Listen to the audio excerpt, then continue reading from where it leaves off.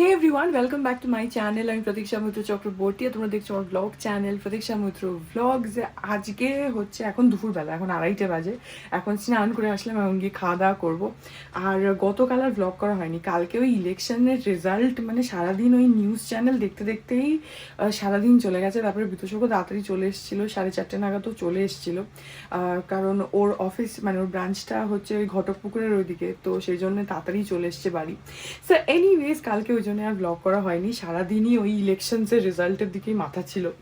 আজকে এখন যাই, গিয়ে লাঞ্চটা করি, তারপরে দেখি আজকে আর কী করি কি না করি। যেটাই করবো সেটাই তোমাদের সাথে শেয়ার করবো। সো সঙ্গে থাকো, দেখতে থাকো। আই হোপ তোমাদের ভালো লাগবে।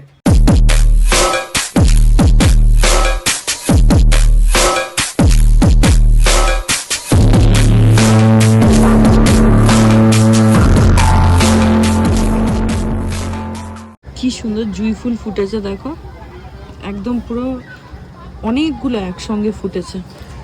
আরও কুড়ি আছে, প্রচুর কুড়ি আছে, সেদিন তোমাদের দেখালাম না। এই দেখো, এগুলো সব কুড়ি রয়েছে এখানে, যেগুলো এখনও ফোটেনি, কিন্তু এগুলো ফুটে গেছে ছোট ছোট, সুন্দর হয়েছে। আর হালকা হালকা আবার গন্ধও আছে একটা, মানে সেটা একটু কাছে আসলে তখনই পাওয়া যায়, না যে গন্ধে মোমো করছে তা নয়, কিন্তু কাছে আসলে গন্ধটা পাওয়া যায়। আর প্রচুর কুড়ি আছে, এগুলো সব যদি ফোটে, আমি ভেবেছিলাম সবগুলো হয়তো একসাথে ফুটবে, কিন্তু একসাথে তো ফুটলো না।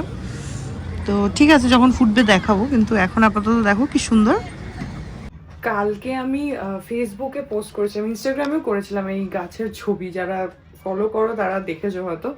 ওখানে ছবিতে আরও সুন্দর লাগছে, অবভিয়াসলি ভিডিও থেকে ফটোতে আরও সুন্দর লাগে। এনিওয়েজ আজকে ভেবেছিলাম একটু ডাস্টিং করবো, কিন্তু আজকে ডাস্টিং করিনি। ইনফ্যাক্ট আমি অনেক দিন ধরে আমার মায়ের একটা শাড়ি নিয়ে এসে আমার কাছে রেখে দিয়েছি। আমাদের শাড়িটা দেখাচ্ছি, ওটা বিষ্ণুপুরি সিল্ক, কিন্তু ওটা এক কালারের থান। তো মা আমাকে অনেক দিন, কি বছর বলা উচিত, আমাকে বলেছিল যে ওটা একটুখানি এঁকে দিস।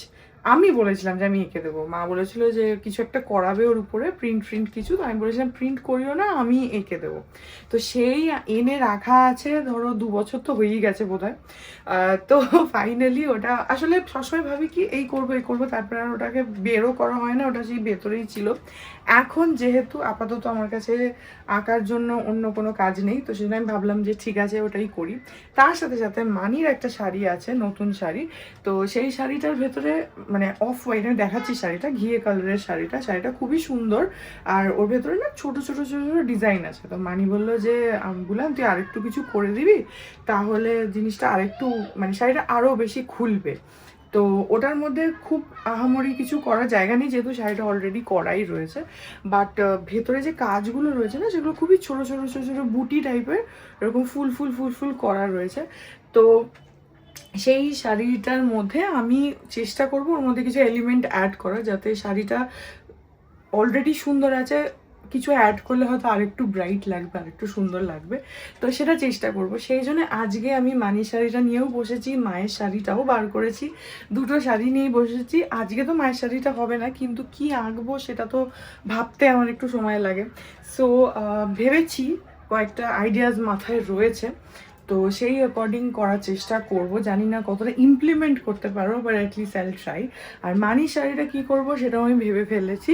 তো মানির শাড়িটাতে ওরকম ভরাট কাজ বা ওরকম কিছু নয়, বললামই, যেহেতু অলরেডি এক্সিস্টিং কাজ আছে, সেটার মধ্যেই কি করা যায় সেটা ভাবলাম, একটা ভেবেছি। এখন অ্যাগেন দেখি কতটা ইমপ্লিমেন্ট করতে পারি। সো ইয়া, তোমাদেরকে শাড়িগুলো দেখাই, দাঁড়াও।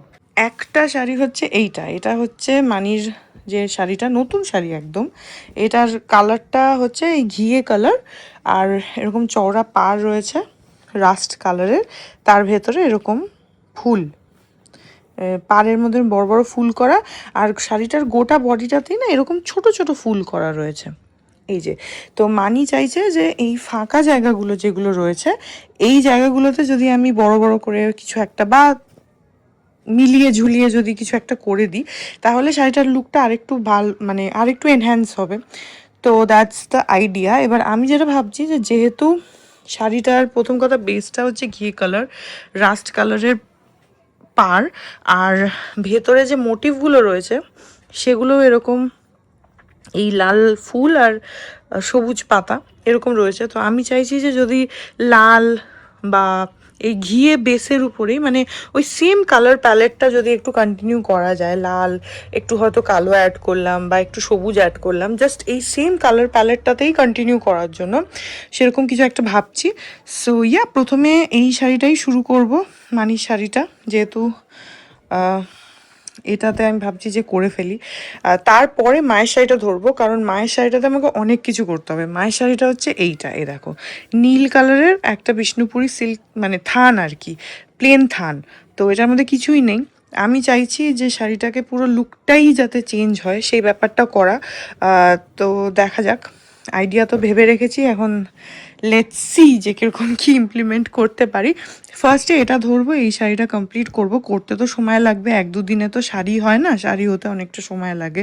সো সেই জন্য শাড়িটা করতে সে যতই সিম্পল কাজ থাক, শাড়ির তো লেন্থটাও অনেকটা বেশি হয় না, তো সেগুলো করতে একটু তো টাইম লাগবে। সো এখন আমি মানির শাড়িটা আগে ধরি, মানির শাড়িটা শেষ হলে তারপরে মায়ের শাড়িটা ধরবো। আমি ওই জন্যে বের করে ফেললাম, কারণ আমার না সব শাড়ি খাটের ভেতরে থাকে, এবার সেই খাট তুলে তবে সে শাড়ি বার করা স্যুটকেসে মানে ঢুকানো থাকে। তো সেই সব একটু আগেই ইনফ্যাক্ট খাটটা তুলেছিলাম, প্রচুর জিনিসপত্র ছিল বাইরে, স্যুটকেসটা সেই পুরী থেকে এসেছি, তারপরে স্যুটকেসটা ঢোকানোই হচ্ছিল না, খালি করে রাখাই ছিল। তো সেইটার ওর ভেতরে জিনিস ফিনিস ঢুকিয়ে ভেতরে মানি আর আমি দুজনে মিলে একসঙ্গেই করলাম, করে ওগুলোকে সব ঢোকালাম, ঢুকিয়ে এই শাড়িটা বার করলাম, মানি শাড়িটা নিয়ে আসলাম। মানি শাড়িটা আজ থেকেই স্টার্ট করব, কারণ ওটা মোটামুটি একটা ক্লিয়ার আইডিয়া করে ফেলেছি। আর মায়ের শাড়িটা বাইরে রাখা থাকবে, মানি শাড়িটা শেষ হলেই ওটা ধরবো, ওটা সামনে থাকলে আমার চোখের সামনে থাকবে, তো আমার ওটা ট্রিগার হতে থাকবে। তারপরে আমি আরেকটা ভেবেছি, সেটা এখন পেছন দিকে আছে প্রায়োরিটি লিস্টে, সেটা হচ্ছে আমি পুরী থেকে, তোমাদেরকে বললাম বোধহয় নাকি বলিনি আমার ঠিক খেয়াল নেই, পুরী থেকে যে সম্বলপুরি, হ্যাঁ বলেছি বোধহয়, সম্বলপুরি কটনটা আমি নিজের জন্য কিনেছি, ওটা লাল কালো, তোমাদেরকে দেখিয়েওছি। সো ওটার ভেতরেও না ওই সিম্পল ওই যে পুরীর যেরকম ডিজাইন থাকে ওরকম লাইন লাইন ডিজাইন আছে, which I am not liking very much. মানে the sari is good, but I want it to be a little more, কি বলবো, আ লিটল মোর ব্রাইট। তো সেই জন্য ওটার মধ্যে কিছু এলিমেন্টস অ্যাড করতে চাইছি, প্লাস আমার একটু প্র্যাকটিসও হয়ে যাবে, কারণ এগুলোর উপরে তো প্র্যাকটিস করা যাবে না, এগুলোর উপর ভালো করে করতে হবে। So yeah, that's the plan. এখন মানির শাড়িটা নিয়ে বসি।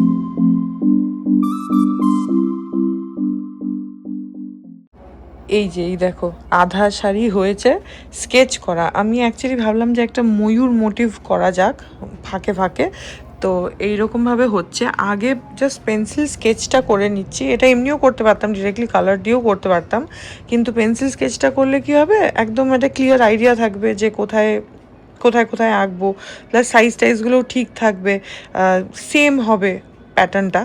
সেই জন্য ডিরেক্টলি কালার দিয়ে করলে একটু ভুলচুক কিছু হলে তখন প্রবলেম হয়।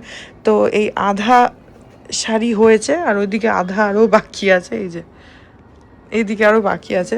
তো স্কেচটা করতেও অনেকটাই সময় লাগছে, কারণ একই প্যাটার্ন বারবার বারবার করে আঁকতে হচ্ছে। তো আমি বেসিক্যালি যেটা করছি হচ্ছে 3টে করে হচ্ছে, মানে এই যে মোটিভগুলো এর ঠিক মাঝখানে মাঝখানে করছি, দাঁড়াও দেখাচ্ছি। এই যে এই একটা, এই দুটো, এই 3টে, এইভাবে থ্রু আউট যাচ্ছে। এটা গোটাটাই হবে আঁচল অবধি। আঁচলটা তো শাড়িটার করাই আছে, তো আমাকে কিছু করতে হবে না। তার আগে অবধি যতটা এরকম গ্যাপ রয়েছে সেটাতে সবটাতেই এরকম ময়ূরই হবে, আর একই রকমই হবে গোটাটা। তো আজকে দেখি কতটা হয়। এখন তো 10টা বাজে, তো এখন দেখি আর কতটা হয়। যে কটা লাইন হবে হবে, বা যে কটা হবে হবে, তারপরে আজকে ছেড়ে দেবো, আবার কালকে বসবো। তাড়াহুড়ো তো কিছু নেই, মানির শাড়ি ধীরে সুস্থে করে দিলেই হবে। এরকম না যে একেবারে কালকেই করে দিতে হবে, সেরকম নয়। বাট হ্যাঁ, এরকমভাবে করছি। আমি প্রথমে ভাবলাম একবার যে ডিরেক্টলি কালার দিয়ে করি, তাহলে তাড়াতাড়ি হবে, কিন্তু অ্যাকচুয়ালি সেটা নয়। কালার দিয়ে করতে হলে তো তখন ডিটেলিং স্টার্ট হবে অ্যান্ড এভরিথিং, তো সেটাতে টাইম লাগবে। আর তার থেকে হচ্ছে যেটা বললাম, যে আঁকাটা থাকলে আমি একদম শিওর হব যে এই পজিশনেই পড়ছে, তো আমাকে যেটা ক্লিয়ার পিকচার থাকবে, আমাকে করতে আমার সুবিধা হবে। সো এখন কন্টিনিউ করি, দেখি আর কতটা হয়। অ্যাকচুয়ালি টাইম ল্যাপসটা আমি করতাম, খানিকটা তো করলাম, কিন্তু যেটা মুশকিল হচ্ছে যে শাড়িটা গোটা টেবিলটা জুড়ে আছে, তো আমি ফোনটা সেট করতে পারছি না কোথাও। তো সেই জন্য তোমাদেরকে টাইম ল্যাপস না করে এইভাবে দেখাচ্ছি। টাইম ল্যাপস তো খানিকটা দেখালাম, তো এইভাবেই চলছে আর কি গোটাটা। এখন দেখি আজকে আর কতটা হয়।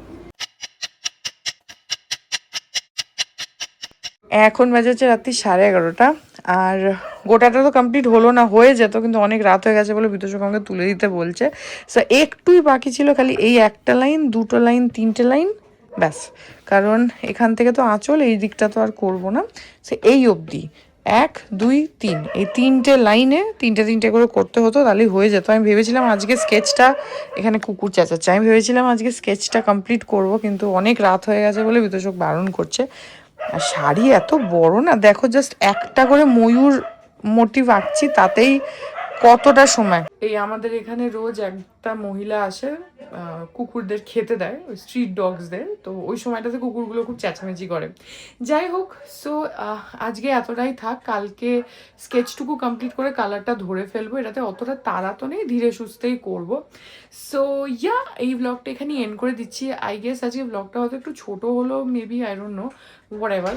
এই ব্লগটা এখানেই এন্ড করে দিলাম। আই হোপ ব্লগটা তোমাদের ভালো লাগলো। যদি লাগে then please do like and comment. আর আমার চ্যানেলটাকে যদি এখনো প্লিজ সাবস্ক্রাইব না করে থাকো, তাহলে প্লিজ সাবস্ক্রাইব করো।